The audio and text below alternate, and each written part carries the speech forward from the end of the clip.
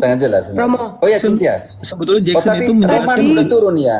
Roman balik lagi, semoga dia balik Romo. lagi. Oh, dia Jackie turun sebenarnya balik. jelasin udah Cynthia. sesuai. Cuma si Jackson yang Tadi nyanyi dia kan sedikit, ada jadi menyinggung sensitif dia. masalah penguburan ya Romo ya. Ini saya mau tanya Romo, karena tadi kebetulan ini saya ingat teman saya Protestan itu nyerang saya kayak gini. Kita kan di Kristen ajaran kami kan jelas tidak boleh memegang dupa. Kalian Katolik itu kan kalau sembahyang di Cina itu masih pegang dupa kan. Nah, sejujurnya saya ini kan memang adat Cina masih kental ya Romo ya. Jadi memang kalau ada orang apa istilahnya kakek buyut saya ini kalau itu tiap kali Imlek itu boleh pegang dupa sambil kayak ngayun-ngayun ke depan gitu loh Romo. Itu sebenarnya boleh atau tidak sih Romo? Itu aja sih Romo, simple. Pertanyaannya maaf mengganggu.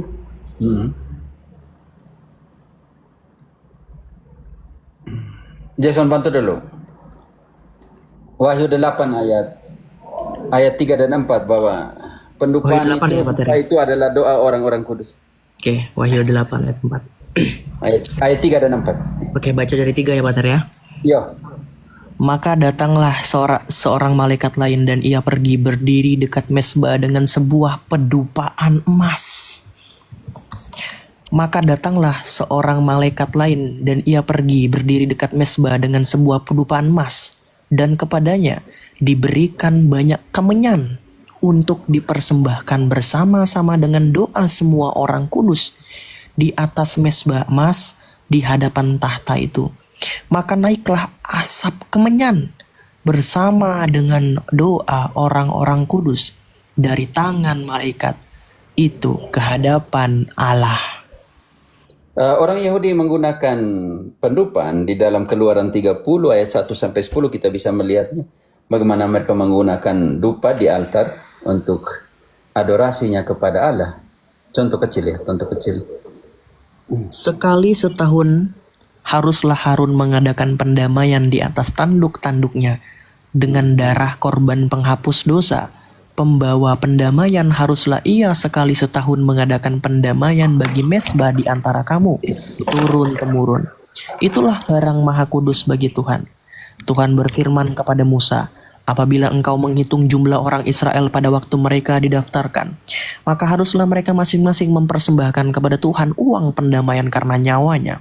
Pada waktu itu, orang mendaftarkan mereka supaya jangan ada tulah di antara mereka pada waktu pendaftarannya itu. Inilah yang dipersembahkan tiap-tiap orang yang akan termasuk orang-orang terdaftar itu. Setengah sikal ditimbang menurut sikal kudus. Sikal ada 20 gerah beratnya. Setengah sikal itulah persembahan khusus kepada Tuhan. Lanjut, Pater. Sampai 10. Oke. Oh, sampai 10. Oh, Tadi sudah. bab 30 ya, ayat 1 sampai Iya. 10. Oh, ayat Tadi 1. ayat Sorry, berapa, Pater. Sorry. Haruslah kau buat mezbah tempat pembakaran ukupan. Haruslah kau buat. Engkau baca nih, hanya saya tidak mau potong biar sudah.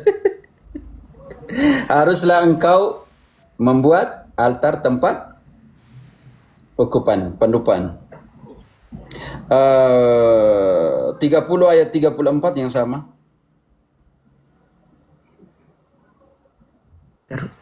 Berfirmanlah Tuhan kepada Musa, ambillah wangi-wangian yakni getah damar, kulit lokan, dan getah rasa mala.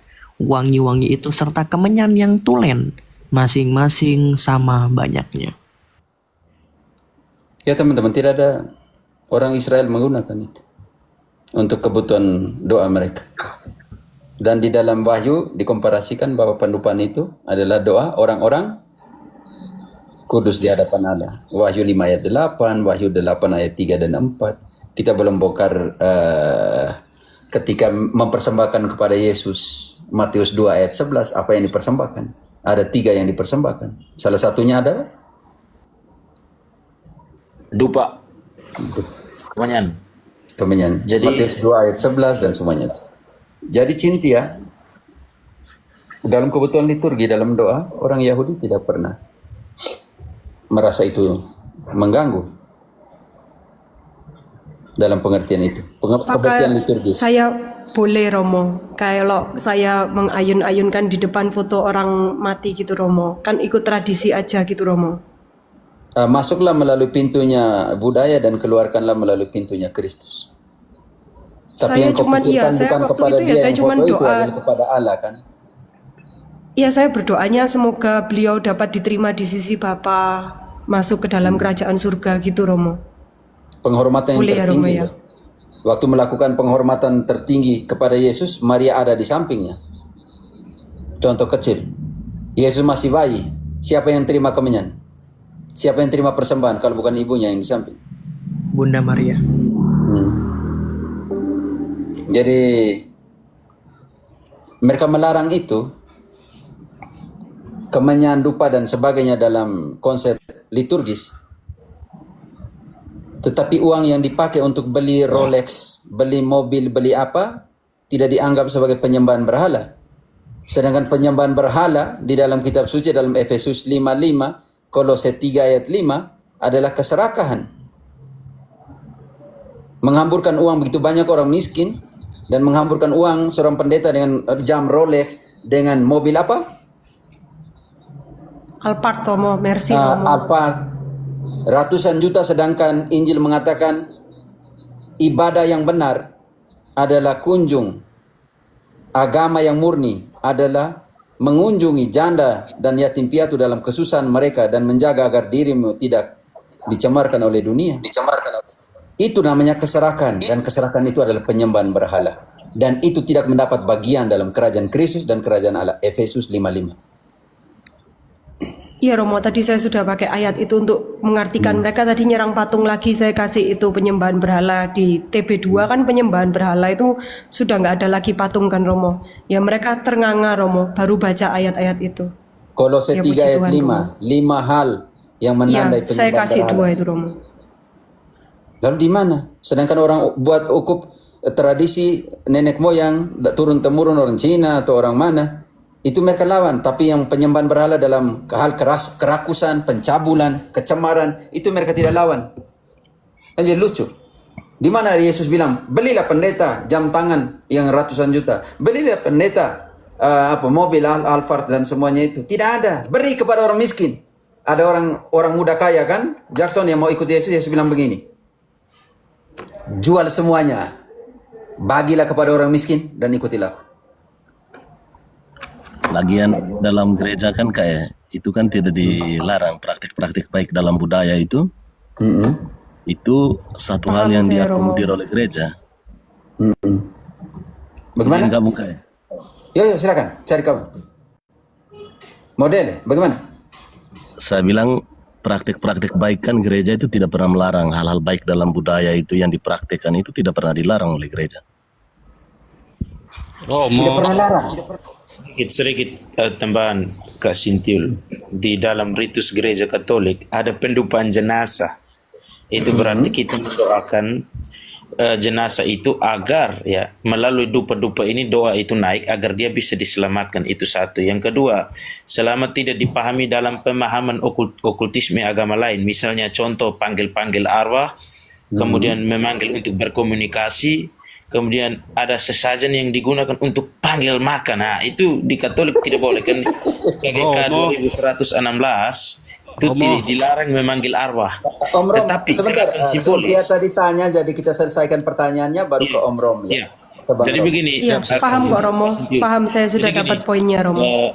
Jadi hal-hal yang kelihatan itu tidak selamanya itu terkait penyembahan. Selama tidak ada tindakan-tindakan yang bertentangan dengan kitab suci. Contoh, sekalipun kamu taruh makanan di situ, kalau kamu tidak panggil arwah, itu belum tentu penyembahan berhala. Tapi kalau kamu panggil arwah, nah itu sudah bertentangan dengan kitab suci. Intinya begini, buat saja, akan tetapi jangan sampai jadi batu sandungan. Itu yang paling penting.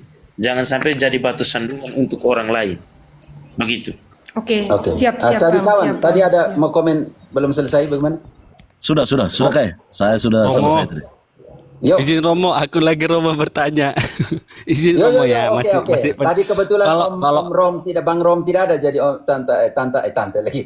Cynthia tanya tante lagi. mohon maaf Romo, kalau pertanyaan Kita sudah jam 2 ini ya teman-teman, saya sore juga saya harus istirahat sedikit untuk kegiatan lain. Oke. Romo, mohon maaf sedikit lagi Romo sedikit Yo. lagi. Tapi Yo. ini pertanyaanku ini pasti agak menggelitik, tapi jangan tersinggung ya, Romo Bagi ya. Katolik tidak ada pertanyaan menggelitik. Siap Romo, Santai siap saja. Romo. Baik Romo, izin Romo ya. Kan begini Romo. Ketika Yesus nanti turun ke bumi, kira-kira titik koordinatnya di mana Romo? Titik koordinat Persoalan dia itu Tuhan, turun ke bumi. Santos atau James, kamu omnipotente dengan omnipresentenya Tuhan. Oh ya, baik. Sedikit ya. Allah itu omnipresent. Omnipresent itu dari bahasa Latin omni, segala. Present itu kehadiran. Jadi Allah hadir di segala situasi dan waktu. Dia tidak terbatas dengan ruang dan waktu. Ketika Anda bertanya titik koordinat, itu berarti titik pasti di mana Allah itu akan turun, datang dan menghakimi, betul? Tetapi ketika Allah menghakimi seluruh dunia, Dia akan hadir dari segala situasi dan yang tidak bisa dijelaskan secara logika, dan Dia akan menghakimi semua manusia. Jadi mau kita di Indonesia, mau kita di Arab, mau kita di Eropa, mau kita di manapun kita berada, Yesus akan terlihat menghakimi kita semua. Bertanya koordinat itu bertanya tentang ruang dan waktu. Ingat, Tuhan tidak dibatasi dengan ruang dan waktu. Kalau bisa dibatasi ruang dan waktu, kita bisa minta Yesus, tolong Sherlock, kamu di mana supaya kami minta dihakimi. Bukan begitu, begini Romo ya, pelan-pelan Romo ya, pelan-pelan Romo. Yang lain tolong Saya dulu masih tenang, ngomong, kondusif. saya mau ngomong boleh? Makanya Enggak, tadi kan enggak, saya bentar, Romo. ngomong dulu, dari tadi saya diam, saya ngomong dulu. Saya Enggak. memiliki hak jawab di sini. Romo punya Saya kapasitas memiliki ilmu. hak jawab di sini. Iya, Romo punya kapasitas ilmu untuk Saya memiliki menjawabnya. hak jawab di sini dan Romo mempersilahkan. Jadi Anda diam. Iya, Tapi tapi jawaban Anda Anda diam Anda dulu. tidak saya nanti anggap benar. gampang. Diam. Saya hanya mau Saya, fokus sama saya Diam ingin dulu. mereka berpartisipasi daripada ini room nanti kalau begitu turunkan mereka dua, hanya kita dua saja. Jadi ini room supaya kita saling berbagi, oke? Ya, makanya tadi kan saya jelaskan di awal tadi, kemudian ditegaskan sama Bro Santos tadi, bahwa Yesus Kristus itu sudah mengenakan tubuh kemuliaan. Berdasarkan 2 Petrus 1 ayat 4, tubuh kemuliaan itu tidak lagi terbatasi oleh ruang dan waktu. Karena Yesus mengatakan dalam Matius 18 ayat 20, barang siapa yang berkumpul dalam namaku, 2 atau 3 orang, maka aku berada di tengah-tengah mereka. Yesus menunjukkan bahwa Dia adalah Allah yang maha hadir. Artinya apa? Rahasia ilahi berkaitan tentang tidak dibatasi oleh ruang dan waktunya Yesus. Maka tidak ada titik koordinat yang tepat untuk membatasi Yesus ketika Dia datang ke dunia ini. Udah. Hanya gini, kayaknya kita mungkin bisa pastikan pertanyaan Bang Roman itu maksudnya Yesus datang kedua kali, letak titik koordinat dan lain sebagainya itu dalam pengertian apa supaya kita bisa Iya Bang. dari Mas makanya pendaftaran gini yang Bang, sama. Bang cari kawan. Makanya mohon dengar ya simak pertanyaanku ini. Mohon Romo izin Romo ya. Kan begini Romo. Yesus itu kan nanti kan turun ke dunia dalam rupa manusia, ya. Nah, kan ketika bahasa Indonesianya dia turun, berarti kan ya ini datangnya dari atas, turun ke bawah. Kan begitu kan Romo? Nah, ketika dia turun itu kan dalam bentuk rupa manusia. Turunlah beliau. Ini kita rekonstruksikan dulu. Di mana kalimat turun, Bang? Dalam ayat Alkitab. Di mana? Kedatang itu kan yang dimaksud kedatangannya. Datang dengan turun beda, Bang. Oke, berarti bisa diralat. Oke, kan kedatangannya. Kedatangannya ini bisa secara bagaimana kita menganalogikannya? Kedatangannya itu seperti apa? Bisa kau jawab? Makanya sabar dulu, Iya, Bang. sabar dulu. Nanti Bisa. saya mengerti. Bisa. Datangnya nanti di bumi baru dan langit baru. Jadi engkau jangan Iya, bayangkan siap Romo, seperti yang kita datang siap Romo, sekarang. siap Romo. Iya, Bisa enggak mengerti. gini Romo, aku kan di luar dari komunitas, jadi aku berpikirnya begini Romo, berpikir secara awam saja, sederhana, sebagai manusia. Nah, beliau kan turun. Ini kan ceritanya datang lah atau datang Datang. karena tadi turun datang. Berarti Nah, kan datang. Datang ke bumi ini dengan misi menghakimi orang-orang yang tidak percaya dengan beliau. Kan begitu kan Romo. Nah, dia kan datang dalam wujud fisik manusia. Kira-kira seperti itu enggak Romo? Biar langsung ku apa aja pertanyaan ini. Kalau memang iya, langsung ku lanjutkan. bantu dulu. Bagaimana, Romo? Kisah 1 ayat 11. Kisah 1 ayat 11. Aduh, pertanyaannya diulang-ulang terus, Romo. Kok areki? Kisah 1 ayat Iya, dia dalam wujud manusia atau enggak, Romo? Dia berkata kepada mereka, "Hai orang-orang Galilea, mengapa kamu berdiri melihat ke langit? Yesus yang terangkat ke surga meninggalkan kamu akan datang kembali dengan cara yang sama seperti kamu melihat dia naik ke surga." Tetapi bukan lagi dunia yang sekarang kita injak seperti yang ini. Sudah ada bumi baru dan langit yang baru. Wahyu 21 ayat 1. Oh, berarti gini, Romo. Sabar, Kedatangan baca dia. dulu ayatnya, apa, Dibaca mengerti, dulu, baca kamu dulu ayat. tenang Santai coba. dulu. Dulu ganteng, kau dengar dulu kak. Lalu gimana sih? Romo, kok orang-orang ini pula yang merepet Romo. Tengok Romo. Ya, buat lucu sedikit. Sudah jam begini, Bang Kau Ro. yang repet. Kau ini gimana sih? Tenang dulu. Sudah jam begini, Om Roman. Saya capek juga dari tadi, Om Roman. Gimana sih? Oh, baru kali ini aku bertemu dengan Romo. Jadi kalau berdiskusi dengan Kita baca Romo. dulu ya. Kita baca dulu. Oh iya Harus James. sabar. Orang kalau belajar mau pintar itu harus sabar. Kalau nggak sabar Iya. nggak pintar-pintar. Masalahnya kau Lalu James bikin aku bingung. potong lagi. Gimana sih? Tenang dulu. Saya baca. Kalau kita mau belajar itu harus sabar. Kalau nggak sabar nggak pintar-pintar nanti. Lalu Salahnya bukan gitu James. Kau nggak punya kapasitas Bang James. Roman tinggal baca-baca. Bang Romo seharusnya Ini menjelaskan mau baca. bukan kau. Ini Dia mau kan, baca. bukan, saya minta baca. Saya kan bukan di Indonesia, Bang. Tuh, Saya nggak ada kitab ngeri. suci bahasa Indonesia. Saya ada kitab suci bahasa Baik Romo, bahasa Spanyol, bahasa Siap, Ibrani siap, Romo, dan siap. Yunani. Jadi mau bilang gimana? Saya tidak ada bahasa Indonesia-nya nggak ada. Iya. Oke. Saya ini Berarti lektor. diwakilkan ya Romo ya. Iya, saya ini Yang lektor. membaca Romo. sampai saya biar saya menjelaskan. Siap. Sabar. Kalau nggak sabar-sabar nanti nggak pintar-pintar. Lalu aku melihat langit yang baru dan bumi yang baru. Sebab langit yang pertama dan bumi yang pertama telah berlalu. Dan laut pun tidak ada lagi. Itu saat dia kedatangan dia. Bang Roman bisa mengerti? Ayat 2 sampai 4. Aku melihat kota kudus Yerusalem yang baru turun dari surga, dari Allah yang berhias bagaikan pengantin perempuan yang berdandan untuk suaminya. Lalu aku mendengar suara yang nyaring dari tahta itu berkata, "Lihatlah, kemah Allah ada di tengah-tengah manusia, dan dia akan diam bersama-sama dengan mereka. Mereka akan menjadi umatnya, dan ia, Yesus, akan menjadi Allah mereka."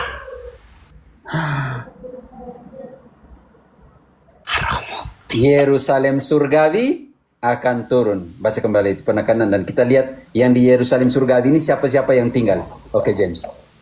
Dan Baca kembali ayat yang mengatakan Yerusalem surgawi. Dan aku melihat kota yang kudus, Yerusalem yang baru, turun dari surga, dari Allah yang berhias bagaikan pengantin perempuan yang berdandan untuk suaminya. Oke.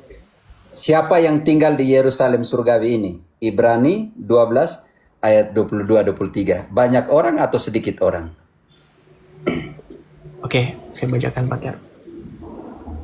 Dan kepada gereja anak-anak sulung yang namanya terdaftar di surga, dan kepada Allah yang menghakimi semua Jangan dulu. orang. Bang, Oke, ayat 22-nya engkau langsung lompat kemana? sorry Pak, sorry. Tetapi kamu sudah datang ke Bukit Sion, ke kota Allah yang hidup, Yerusalem surgawi. Surgawi. Siapa yang tinggal di sana? Ayat 23. Aja Pak ya. Oke. Dan kepada gereja anak-anak sulung yang namanya terdaftar di surga, dan kepada Allah yang menghakimi semua orang, dan kepada roh-roh orang-orang benar yang telah menjadi sempurna. Orang kudus. Dan siapa lagi? Ada Yesus, pengantara perjanjian baru, dan kepada darah percikan yang berbicara lebih kuat daripada darah Habel. Dan ketika dia datang lagi nanti, 1 Tesalonika 3 ayat 13, bersama dengan siapa? Tadi kan para malaikat, tapi kita buktikan sekarang bersama dengan siapa? Karena yang di surga tadi, jiwa-jiwa orang benar yang sudah disempurnakan, atau yang kita namakan orang kudus. Nanti kedatangannya untuk menghakimi dunia ini, yaitu datang dengan siapa? Oke, 1 Tesalonika 1 Dua Tesalonika 3 ayat 30 ya? 13. Oh, 3:13. Oke, orang-orang kudus itu Pak Ter ya. Oke. 1 Tesalonika 2 ayat 13 Pak Ter ya. 3:13. 3. Sebab nasihat kami tidaklah 2 atau 1? 2 Tesalonika kalau gitu. Tesalonika 2 ayat 3 ya. Tidak, 1 Tesalonika 3 Oh bab iya, 3 iya. ayat 13. Oke Pak Ter, sorry. Oke. Kiranya dia menguatkan hatimu supaya tak bercacat dan kudus di hadapan Allah dan Bapa kita pada waktu kedatangan Yesus Tuhan kita dengan semua orang kudusnya. Bang Rom, di sana ada orang kudus nggak?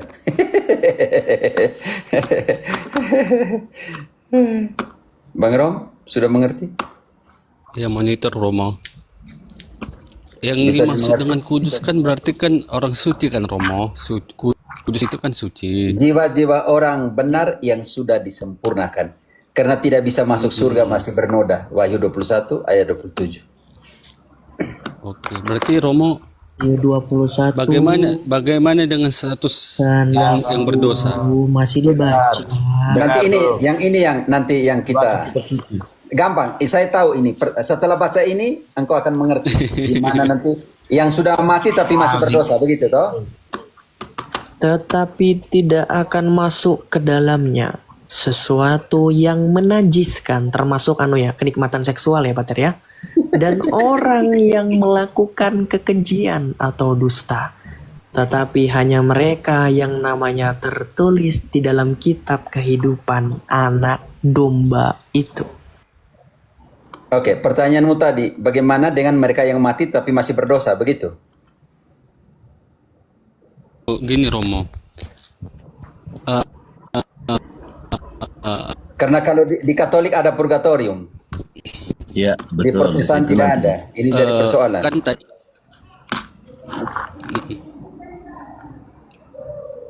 Oke, berarti situ ada perbedaan. Oke, siap Romo. Ya, Saya tahu arahnya kemana. Ada Sebenarnya perbedaan tadi di situ. ter- Tapi ini, Iya, engkau Romo, mati iya, nih Romo. bang, engkau Betul. curi ayam. Yang satunya mati membunuh orang. Mana nih yang lebih berat nih? mencuri ayam sama membunuh orang Romo. Mana yang lebih berat? Ya begini aja Romo. Tidak, engkau pilih ya, dosa Iya, yang membunuh kalau orang secara yang hukum mencuri ayam, mana dunia, yang lebih berat? rasional manusia atau dirangkum dalam hukum pidana, iya, Bisa pakai pidana lah. yang perdata pasti atau membunuh pidana, orang. terserah. Mana yang lebih berat?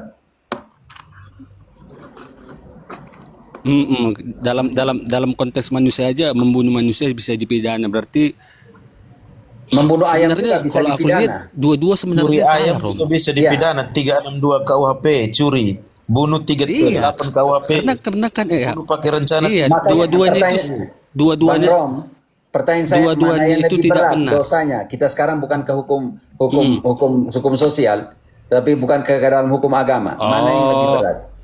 Kan kita omong dengan bukan tataran KUHP, perdata Kalau dan pidana. iya, Saya tidak iya. sentuh itu. Berarti hukum ya kalau lebih berat dia membunuh manusia, Romo. Membunuh Bagaimana manusia, dengan yang Romo. membunuh manusia? Mendapat bagian dalam kerajaan Allah? Iya, itu kan bisa dikategorikan kan tindak kejahatan. Tindak kejahatan ini kan dilarang Tuhan kan gitu, Romo. Tapi kalau dia mencuri Ya, jelas ayam, memang berat nggak? Terkadang gini loh Romo, kalau dia mencuri ayam, kalau dia dengan kan kita lihat dulu apa Jangan, konteksnya. Kalau dia mencuri ayam, Bang Roman, jangan mengimajinasi. Bunuh orang dengan curi ayam, itu saja. Mana yang lebih ringan? Di hadapan takhta Allah, di pengadilan contoh, hukuman yang lebih yang berat lebih ringan itu ya yang mencuri mana ini? ayam.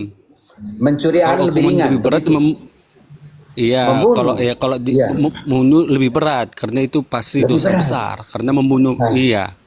Engkau membenci saja, engkau sudah dikategorikan sebagai pembunuh di dalam kitab suci. Membenci dong, Bang. 1 Yohanes, Jackson, engkau masih di sini. Jackson. Iya. Satu Bagus Yohanes. itu.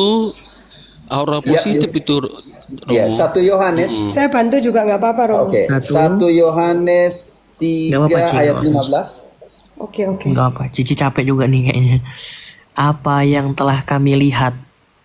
Itu ya Pak? 1 Yohanes 3.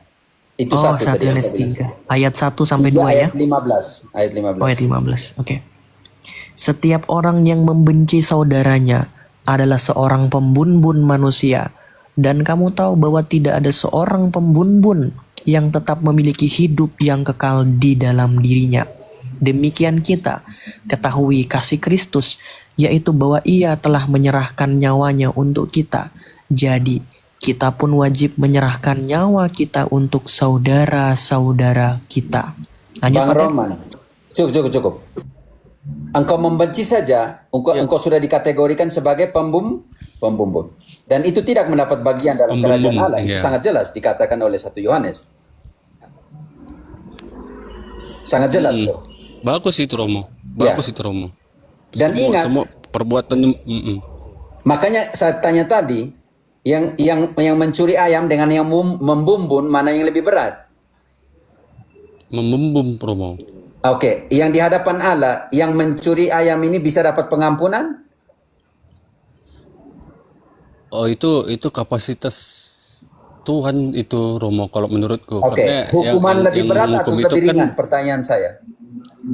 kalau yang beli berat ya membunuh lah Romo. Oke, membumbun dalam pengertian Membunuh ini. manusia, ya Iya, membunuh dalam manusia. pengertian. Tapi kalau Oke. soal penghakiman itu kan ranahnya Tuhan. Oke, soal mau taruh di mana itu urusan dia. Hanya kita pakai logika itu, mana yang lebih berat, begitu kan?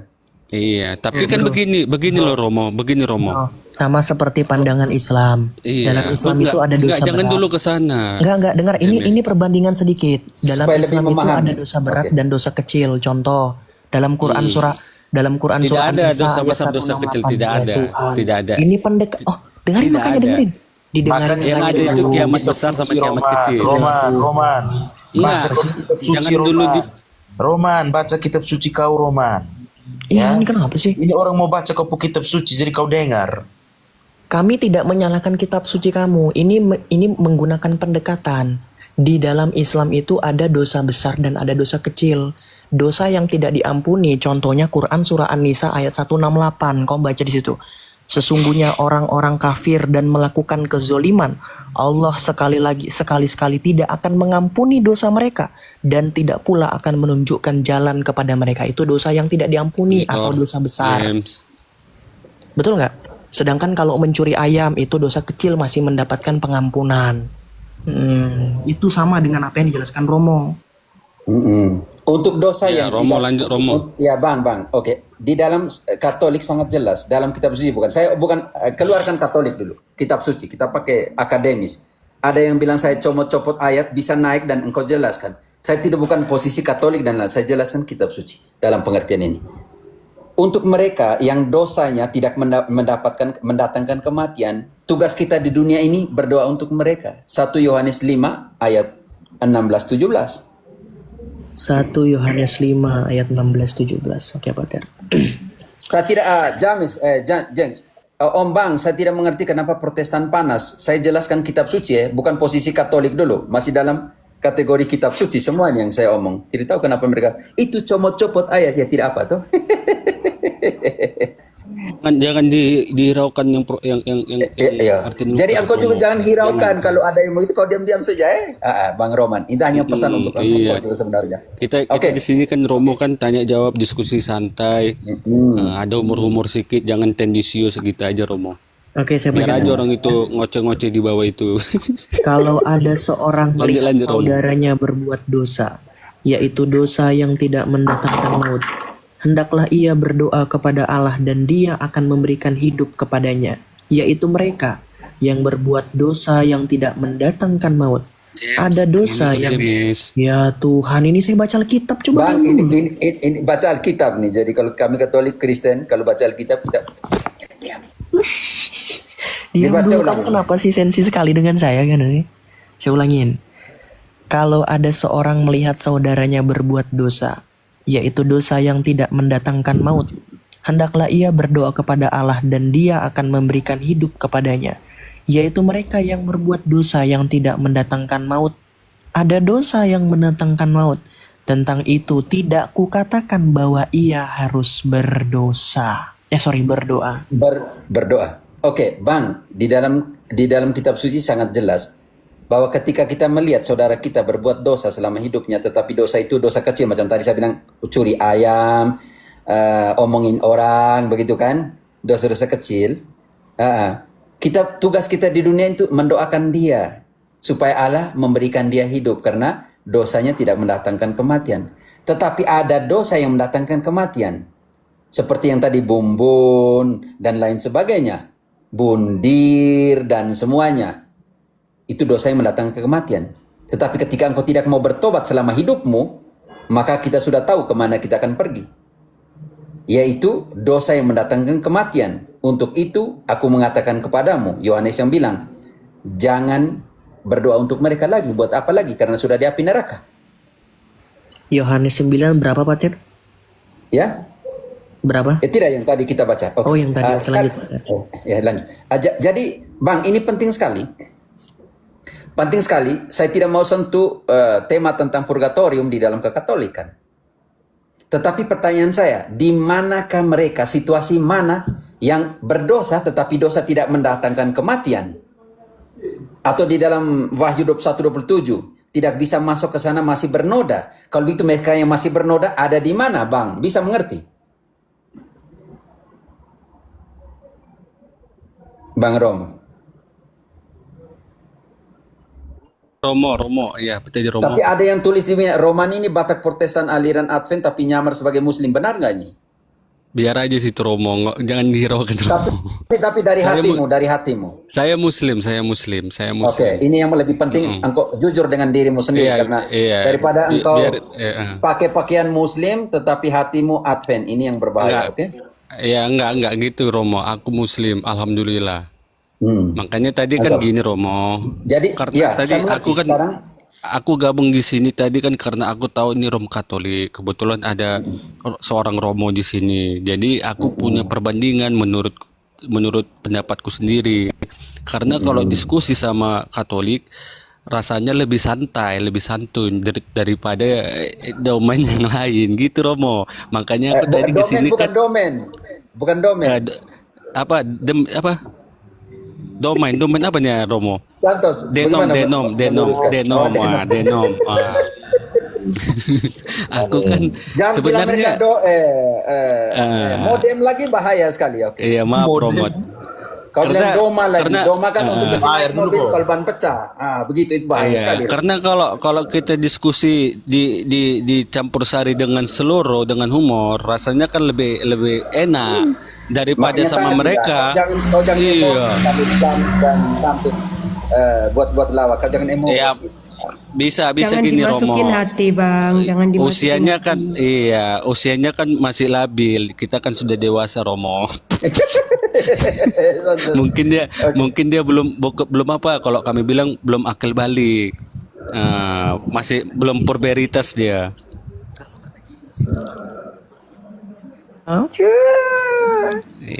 Kenapa kok gitu pula kau? Baper, kan bercanda doang. Tapi Yang baper siapa sih? Lu yang baper. Bang Romi ini Batak ya? Udah bang, fokus aja sama pertanyaannya bang. Enggak Romo. Kalau saya ditanya, Manu. saya berasal dari Sumatera Utara, Romo. Jadi biasa kalau kami sukanya seloro-seloro. Itu memang karakter kearifan lokal di sana, suka seloro-seloro karena aku kan sering di warung kopi. Oh begitu. Tapi engkau Islam ya? Iya, alhamdulillah saya Muslim, Romo, Islam. Bagaimana nih Jackson supaya kita tahu dia Islam nih, satu syahadat kan? Oke, coba gini dulu deh. ada 4 dasar hukum Islam dalam pemahaman Ahlus Sunnah wal Jamaah. Coba sebutkan satu sumber hukum Islam. Jangan ke situ. Brother. Enggak, untuk Syahadat mengkonfirmasi dulu lah. aja Tanya kalau dulu. Anda Muslim. Enak syahadat dulu lah. Roman. Syahadat bang. Iya, baik, Romo. Yang lain diam ya. Aku mau syahadat ya. Biar dia yang dibawa ini tidak pemikirannya tidak rancu kan. Jadi nanti dikiranya Ya, kasihan si mereka Roman yang ini baik di bawah bukan Roman. Muslim. Walaupun Iya, kita Romo. positif, tapi mereka yang di bawah tuliskan Iya. tidak enak nanti untuk engkau juga Iya. tidak enak. Silakan. Iya, tapi mohon dicatat Romo ya. Kehadiranku dari tadi ke sini mohon ya, tidak ada satupun kata-kata menghujat, itu tolong dicatat ya Romo ya. Nah, biar aku buktikan bahwa aku Muslim. Ya. Bismillahirrahmanirrahim. Asyhadu an la ilaha illallah wa asyhadu anna Muhammadar Rasulullah. Selesai Romo. Oke. Saya Muslim. Cuman gini, Sah. Bro Roman. Ya sah. Gini Bro Roman, saya izin kasihkan sedikit pendapatnya gini. Kan kamu kan seorang Muslim tuh. Nah, alangkah lebih baiknya kamu lebih memperdalam iman kamu, karena mohon maaf sekali, keimanan kamu tentang Muslim tuh kamu kurang banyak tahu gitu. Takutnya nanti kamu lebih paham. Sebentar, nggak tenang dulu, apa-apa. tenang dulu. Saya masih ngomong. Saya nggak benci kamu kok. Saya Tujuan juga nggak saya- benci kamu kok. Ya Siapa makanya bilang saya dengarkan benci dulu. kamu? Iya, dengarkan dulu. Hmm. Dengarkan dulu ya. Justru Saya begini loh, dengarkan begini dulu. loh, Saya James. masih ngomong. Dengarkan dulu. Ada peribahasa orang Indonesia yang mengatakan belajarlah sampai ke Ya, negeri tenang. Cina. Nggak masalah, Sampai itu tua benar. pun orang belajar. Fides quaerens intellectum itu benar. Coba tenang Iya, dulu. saya pun Saya masuk masih ke sini berbicara. bertanya dengan Romo pun itu. Saya masih berbicara. Saya belajar, tidak Saya ada yang boleh masih tendensius. berbicara. Tenang dulu. Jackson. Oh ya. Untuk Ya, Om Jackson. Roman kita 1-2 menit. Jackson, sekarang Jackson punya 1-2 Iya. menit. Nah, Jackson habis itu kita kasih Om Kristo karena dari tadi Iya. dia mau Ya, tanya. oke. Gini, Roman kau harus tanya banyak lah. gini Bro Roma. 5 Kamu tuh nggak salah. pertanyaan Om Roman malam ini 5 pertanyaan loh. Iya betul. Kamu nggak salah kalau bertanya tentang iman Kristen. Cuman saran saya, sebelum kamu bertanya tentang iman orang, coba kamu perdalam dulu iman kamu sendiri, supaya kamu berbuah dalam iman kamu. Karena mohon maaf, dalam pandangan Ahlus Sunnah wal Jamaah itu ada 4 dasar hukum Islam itu paling basic. Umat Muslim awam itu harus tahu. Yang Oke, pertama silakan. itu Quran, yang kedua itu Sunnah, yang ketiga itu ijma, dan yang keempat itu qiyas. Karena Muhammad itu bersabda dalam hadis sahih yang diriwayatkan oleh Muslim, dan aku tinggalkan kepada kamu 2 perkara, Quran dan Sunnah, menjadi pedoman dalam hidup kamu sehari-hari. Lalu Muhammad berkata dalam hadis yang sahih, al ulama warasatul anbiya, ulama itu pewaris nabi. Itu harus kamu pegang dan harus kamu pelajari Iya, agar kamu masa- menjadi orang Islam istuha. Iya, Tenang dulu. kekhalifaan itu, Tenang kekhalifaan. dulu. Ya Dengar dulu Romane. Kau agar Kan kamu aku kan mendengar ini. Iya, makanya diam dulu. Kata Muhammad itu al-adabul fakul ilmi, adab itu lebih tinggi daripada ilmu. Adab yang paling baik menurut Islam itu adalah mendengar dan berbicara. Jadi Betul. hal-hal yang paling dasar itu kamu pelajarin iman kamu dulu supaya kamu bertumbuh dan berbuah dalam iman kamu sebagai seorang muslim. Kalau kamu sudah Iya. kuasain, baru kamu nanti pelajarin iman orang lagi gitu. Oke. Iya. Bang Roman ya kita sapa Terus? dulu Kristo karena dia dari tadi ya. Terus? Romane. Iya, Romo, ya Romo. Kau stop mahasiswa. Yuk, Kristo. Yo, silakan. apa itu Bangda? Woi sudah jam begini kita 15 menit lagi. Kesian kalian nih, saya ini sore jadi saya tapi sudah duduk pantat-pantat bengkok juga sebenarnya nih ya. Nggak Oke. apa-apa Romo, kalau laki-laki biasa itu Romo sampai Jangan pagi lah. pentaan bercakap-cakap. Oke, Kristo. Selamat malam, Pater. Pagi kalian ya. Saya sore. Iya, sudah pagi jam 2.44 ini, Pater. Yo Kristo, silakan. Siap, Pater. Mungkin saya perkenalkan diri dulu, Pater. Pater udah kenal ya? Engkau belum perkenalkan diri nih. Saya Kristo. Saya dulu pernah live sama Pater waktu ini sama Kamaya mereka. Oh, di sana di Akutis. Iya. Romo, karena saya Katolik, jadi saya cuma mau bertanya tentang Katolik, Romo. Saya ingin bertanya tentang persekutuan doa karismatik Katolik, Romo. Mm-mm. Itu bagaimana? Memang sudah lama ya, setauku ya, Romo ya, persekutuan doa karismatik Katolik ini. Tapi bagaimana sikap dari gereja di Vatikan sendiri, dari sikap gereja, dan bagaimana karena kayak kan ada juga penggunaan bahasa roh yang hampir mirip dengan karismatiknya Protestan, Romo. Jadi itu bagaimana memverifikasi lah. Oke. Ya, karismatik lahir tahun 1960 dengan pergerakan mahasiswa, dan itu pergerakan lahir dari orang muda. Dan diakui oleh gereja Katolik ya, dari Paulus keempat, lalu Yohanes Paulus kedua, Benediktus, dan juga Fransiskus, dan sampai sekarang mereka masih ada, dan sampai sekarang. Ingat bahwa apa yang dibuat mereka itu ibadah, karena karismatik Katolik, bukan Katolik karismatik ya, karismatik Katolik, dia harus berada di dalam ketaatannya kepada gereja Katolik. Dia adalah kelompok kecil seperti Legio Maria. Dia bukan kelompok yang berbeda. Dan puncak dari semua kegiatan mereka adalah Ekaristi. Itu persoalan. Dari segi struktur administratif, ya mereka diakui sebagai kelompok di dalam gereja seperti pergerakan awam. Contohnya itu kayak apa namanya itu, Legio Maria, Santo Yosef, dan pergerakan awam itu juga termasuk karismatik. Mereka bukan Katolik karismatik, mereka adalah karismatik Katolik. Katolik karismatik seolah denom dari Katolik, tidak. Mereka itu kelompok kecil di dalam gereja. Oke. Yang kedua, karismatik Katolik harus mempunyai struktur yang punya ketaatan kepada gereja. Mereka harus punya uskup pendamping, punya romo pendamping, tidak bisa berjalan tanpa struktur hierarkis gereja. Dan yang keempat, karena mereka yang kau tanya yang terakhir tadi, seolah-olah bahasa roh dan semua mirip dengan Protestan, perbedaan ada di sini. Di Protestan orang pakai suka-suka, buat seolah tidak ada yang menetapkan siapa yang berbahasa roh dan oleh apa. Sedangkan dalam karismatik Katolik, gereja harus menentukan siapa yang mempunyai karunia. Itulah perbedaan di situ. Dan mereka punya kesetiaan kepada gereja Katolik. Dan mereka harus punya struktur yang sangat penting dalam pengertian kesetiaan mereka kepada gereja Katolik, yaitu adanya pendamping, pastor pendamping, uskup yang mendampingi mereka. Oh, di sini ada yang ngorok ya? Ya mungkin nih, maaf ya. Saya mute-kan dulu. Oke. Chris, engkau sudah mengerti itu dulu? Siap. Engkau mengerti itu dulu. Jadi, karismatik Katolik bukan Katolik karismatik.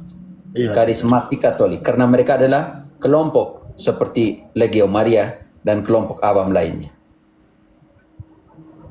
Berarti kalau yang saya simpulkan dari penjelasan Pater bahwa secara struktural gerejawi itu memang terstruktur, dan secara pengawasan di dalam kelompok doanya sendiri terawasi dengan baik oleh gereja.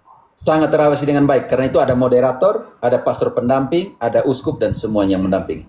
Siap, Pater. Mungkin itu sudah bisa saya simpulkan seperti itu, Pater. Terima kasih, Pater. Yuk, mantap. Terima kasih. Jadi nanti soal bahasa roh dan semua itu nanti kita bahas tempat lain lagi ya. Karena itu engkau tidak bisa menentukan saya berbahasa roh, tidak. Gereja harus menentukan. Otoritas menentukan engkau punya karunia ini atau tidak. Karena itu sudah diputuskan dalam 1 Korintus 12 ayat 28. Dan Tuhan di dalam gerejanya menentukan beberapa orang untuk menjadi rasul, menjadi nabi, menjadi pengajar, dan juga mereka yang mendapatkan karunia, memimpin, berbahasa roh, menyembuhkan. Itu karunia-karunia yang gereja harus tentukan. Oke. Izin tambahkan sedikit Ya, silakan. berkaitan dengan itu. Kebetulan dulu pernah terlibat dalam kelompok itu, dan mereka itu masuk dalam ranting-ranting ya. Ada imam pendamping, betul yang disampaikan oleh KE. Dan mereka itu berada di bawah pengawasan pastor pendampingnya, dan di tingkat keuskupan itu ada imam yang mendampingi dan mengakomodasi mereka semua yang berada di bawah satu keuskupan. Dan pada dasarnya kelompok-kelompok ini juga seperti disampaikan oleh Romo Cafe tadi, itu kelompok-kelompok yang berada di bawah pengawasan dan pendampingan gereja sendiri, dan itu diakui oleh Roma. Seperti itu.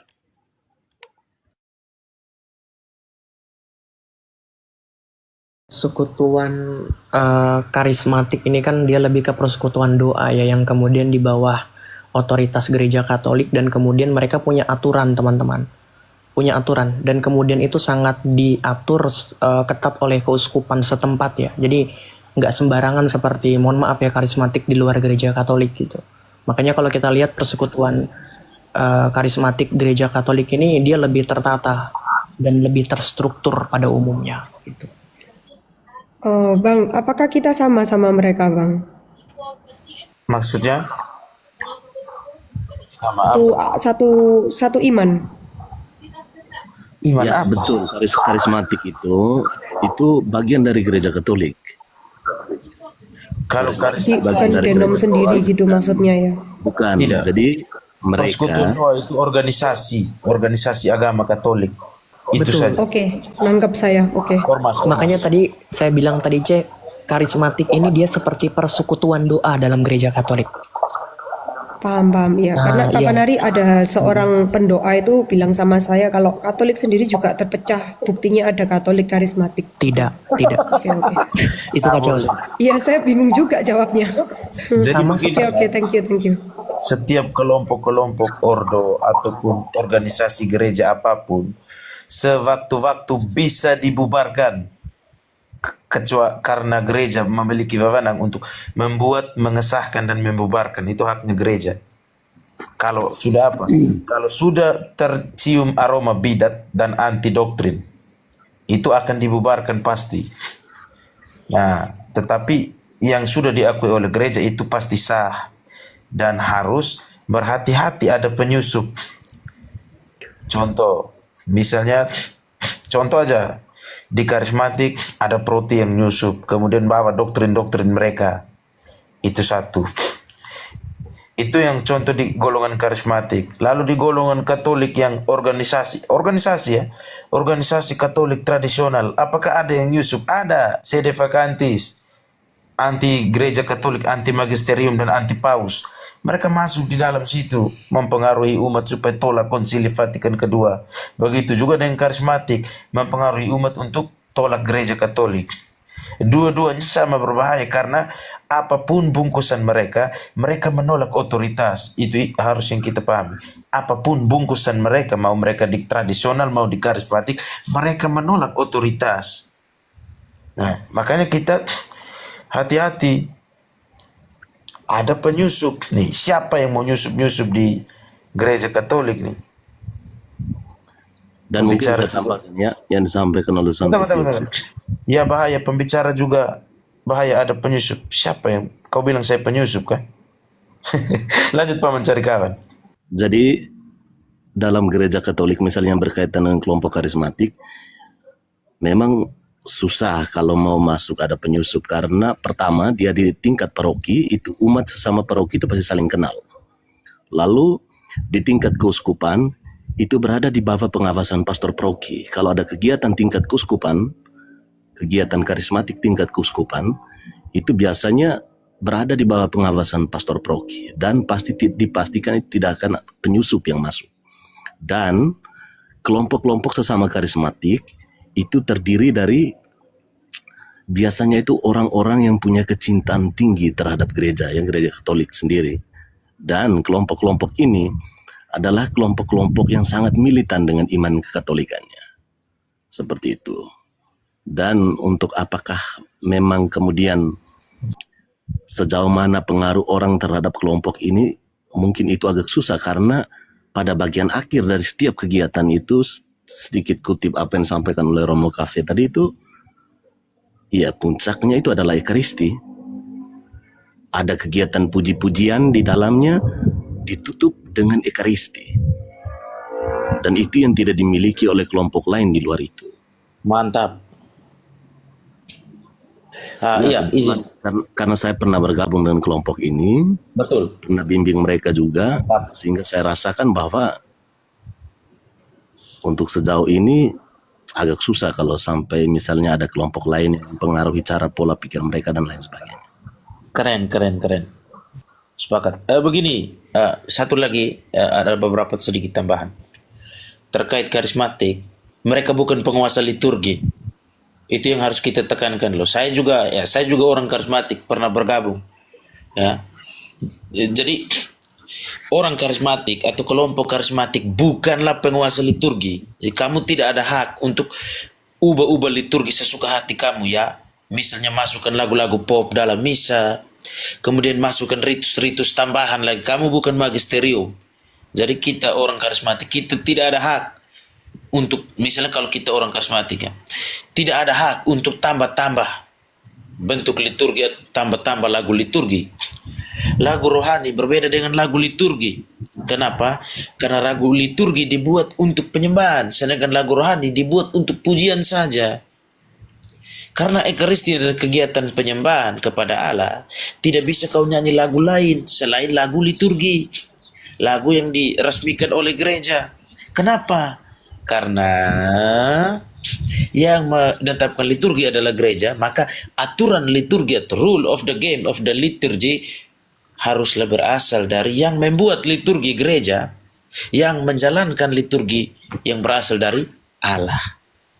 Dan tidak bisa kau lagu Feni Creator kau ganti dengan lagu Mengalirlah Kuasa Roh Kudus. It's not the same. Itu beda.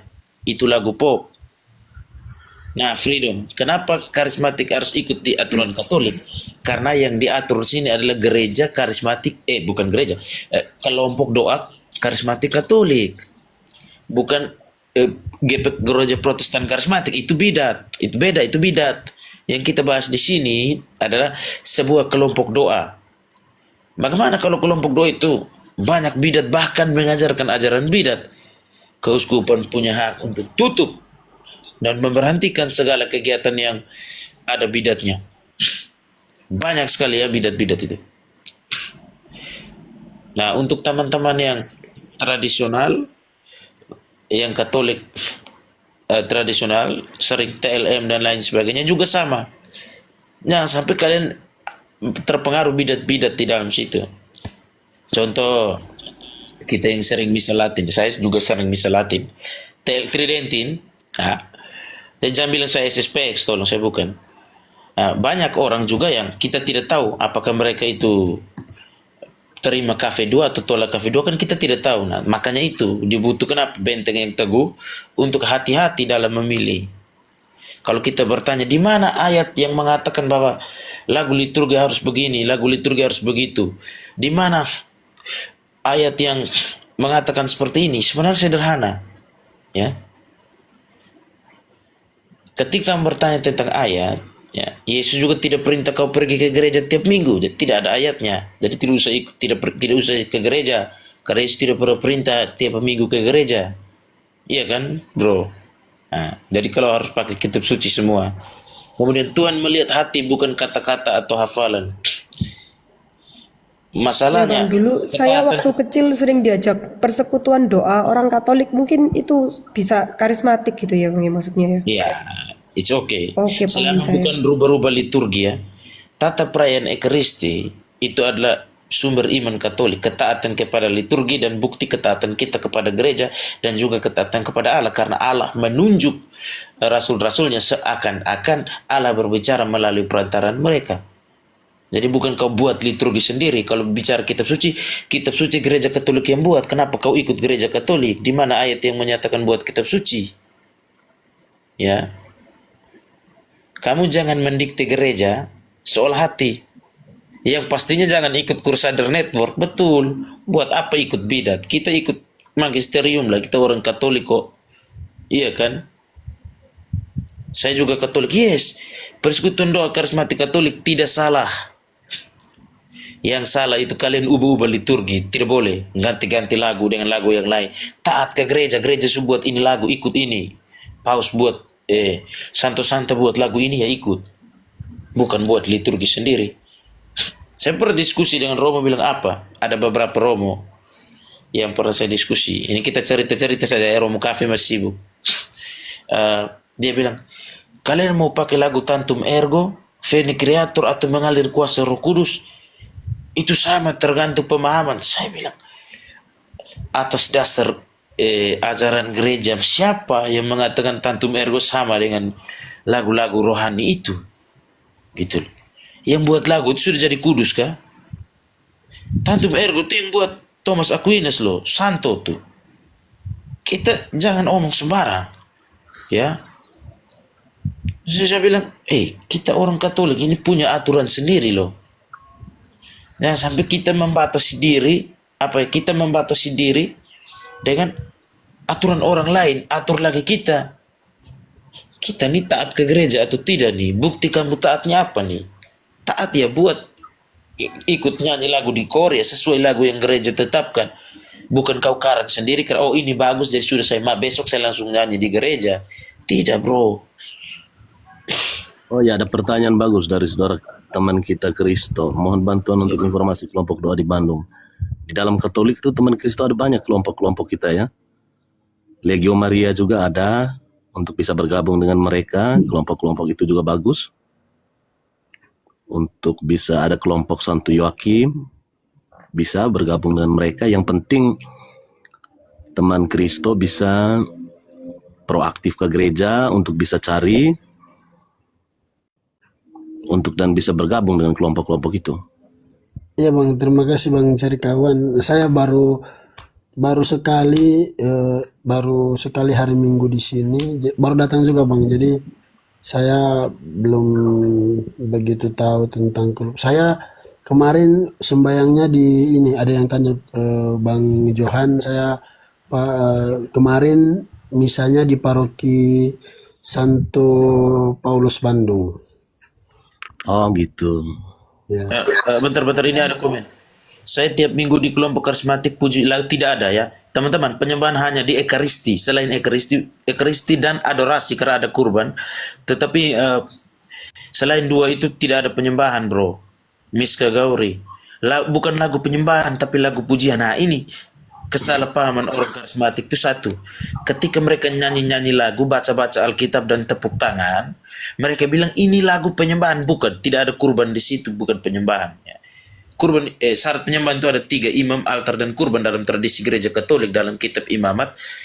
Dalam Kisah Para Rasul 2 ayat 46, 1 Korintus bab 11 ayat 20 sampai 29 mengajarkan bahwa penyembahan itu ada ketika ada imam yang mempersembahkan kurban, altar, mesbah, meja sabda, dan meja perjamuan. Yang ketiga ada yang paling penting adalah kurban. Kristus. Memangnya pada saat kalian nyanyi lagu doa karismatik kalian merayakan Ekaristi? Tidak. Itu kalian doa pra Ekaristi, pra penyembahan. Berarti kalau dia adalah pra penyembahan, berarti dia bukan penyembahan. Penyembahan yang di Ekaristi. Begitu ya.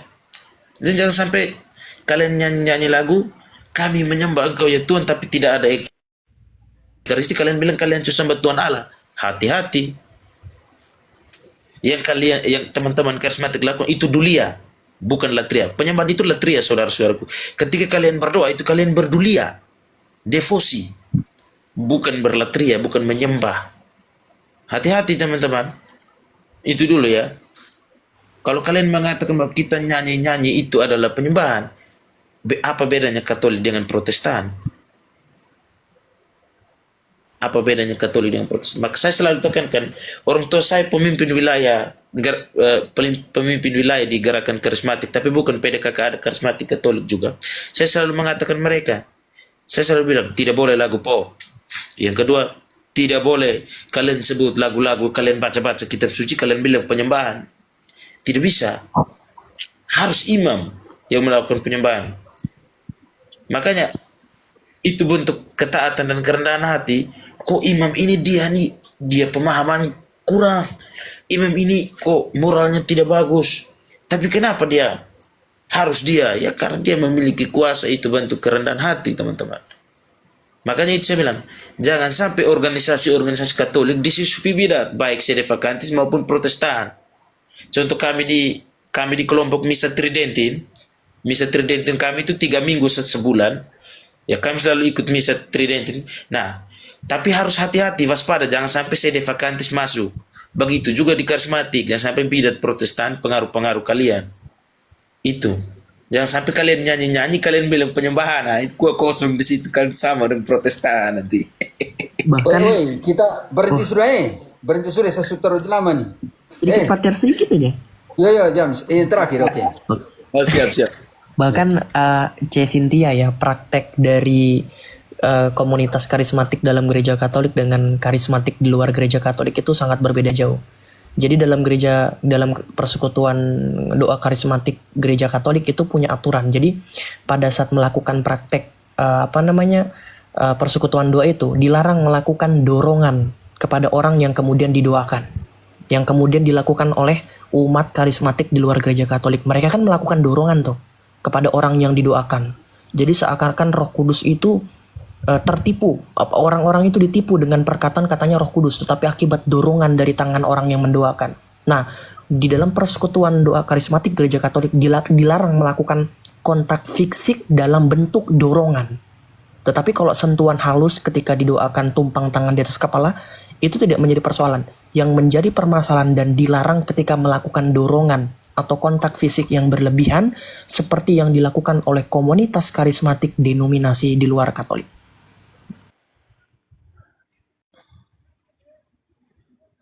Kolombia jam berapa kayak Kolombia?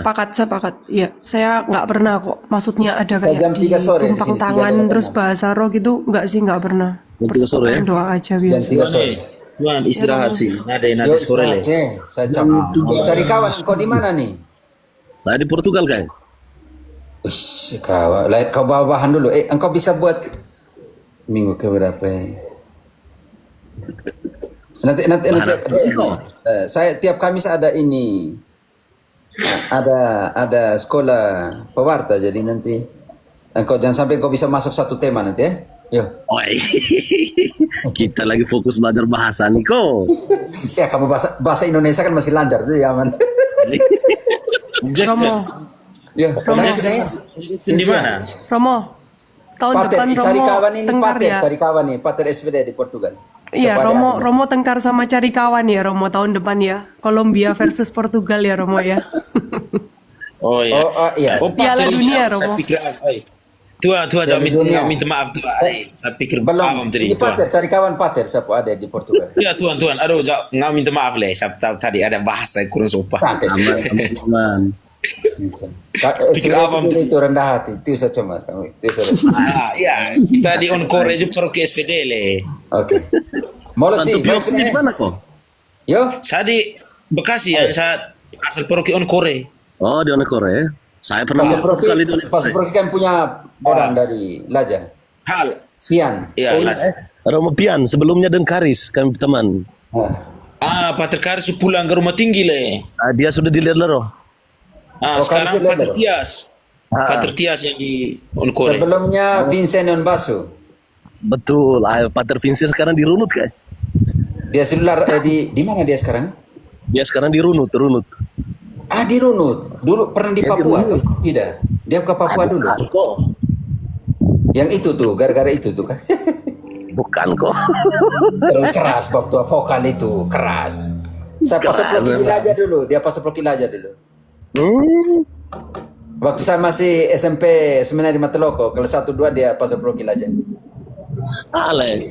Pater Vincent ini siapa punya? Pater Goris punya adik Ya, kakak. kakaknya. Goris dan Baso punya. Mereka dua. Oh begitu. Berarti engkau dengan siapa? Dengan Frit mereka. Ya kah? Dan Frit. Dengan Frit kalian di situ, Frit. Di sini tidak, di sini. Tidak, Saya ini siapa ini? Siapa ada mereka nih? Siapa nih? Dia dulu pemain ini orgel juga di situ. Dia di bawah kami 3 tahun kalau tidak salah di Portugal. FIFA. Iya. FIFA. Dia macam lebih tua dari saya. Bahaya saya lihat di foto tuh. Bahaya sekali. Tidak kuasa Pak. Ganteng mereka. Ya baik soalnya. Berarti Oke, engkau Kak, ini angkatan dengan siapa? Dengan Elmas kan? saya OP kah? OP dengan ini siapa ini? Fabi. Ini Jepang ini, Fabi. Fabi mereka belajar bahasa nih. Tapi Fabi ada praktek di Proki dengan Chris Nakmau. Oh, kayak Krisna sih sana. Nah, tapi dia kepala serusak semua rambut. Baik sudah. Berarti kamu satu angkatan dengan yang di Panama ini kok kita ada gini. Siapa? Unberek. Unberek. 1 tahun di atas. Oke. Dia 1 tahun di Unberek atas. 1 tahun. Berarti Unberek Tahun di dengan Rofinus. Nabe. Rofinus Naben, dia 1 tahun di atas Un lagi. Oh, 1 tahun di atas Un lagi. Berarti 1 tahun di atas. Berarti di atasnya Naben sensi Balu. Betul. Berarti di bawahnya kamu Elmas mereka. Elmas 2 tahun di bawah. Oh, 2 tahun di bawah. Oh, berarti ada selisih di situ antara 2 tahun. Oke, baik Soe. Saya tutup dulu. Oke. Sulaman. Tuan. Engkau jam berapa di Porto di situ? Kami jam 9:10. Pas. Waktu mau tiru-tiru sudah. Baik, So Cynthia. Terima kasih ya, Kristo. Berkat dulu, Le. Berkat dulu, Le. Jackson. Bagi berkat Romo. Oh ya, Pater, cari kawan yang berkat, Le. Pak Ifan. Bola. Ya, engkau berkat kami dulu. Oh, iya. Ada 243 nih engkau yang berkat. Ini yang paling lama saya live hari ini. Paling lama dalam hidup. Mari kita siapkan hati dan batin kita untuk berdoa dalam nama Bapa dan Putra dan Roh Kudus. Amin. Yalah Bapa, Putra dan Roh Kudus yang senantiasa kami puji, kami sembah dan kami muliakan, Allah yang menciptakan langit dan bumi serta segala isinya. Puji syukur dan terima kasih kami panjatkan kehadirat-Mu untuk segala berkat-Mu atas kami, terutama untuk hamba-hamba-Mu yang terlibat dalam room ini. Banyak hal yang telah kami bicarakan, diskusikan bersama ya Tuhan. Kami mohon agar kiranya Engkau tetap menjaga, membimbing dan menuntun kami dalam jalan terang dan keselamatan. Dan akhirnya ya Tuhan, kami mohon berkat-Mu untuk hamba-hamba-Mu yang akan beristirahat pada malam hari ini. Berkatilah mereka dalam istirahat malam ini dan bangunkanlah mereka besok pagi dalam keadaan sehat dan kuat untuk memuji dan memuliakan nama-Mu dalam tugas dan pelayanan mereka masing-masing. Tuhan bersama-Mu Dan bersama Romo. Sama Roh. kalian, orang-orang yang kita doakan dan kita janjikan doa istirahat kita pada malam hari ini dan bisa diberkati, dibimbing dan dilimpahi oleh rahmat Allah yang Maha Kuasa, Bapa dan Putra dan Roh Kudus. Amin. Terima kasih. Teman-teman, jangan lupa follow Pater cari kawan ini supaya Siap. Oke, siap Romo. Mak aku prefer le. Cici, berusaha mereka pakai akun privat nih bahaya sekali nih. Terima Oke, baik. kasih.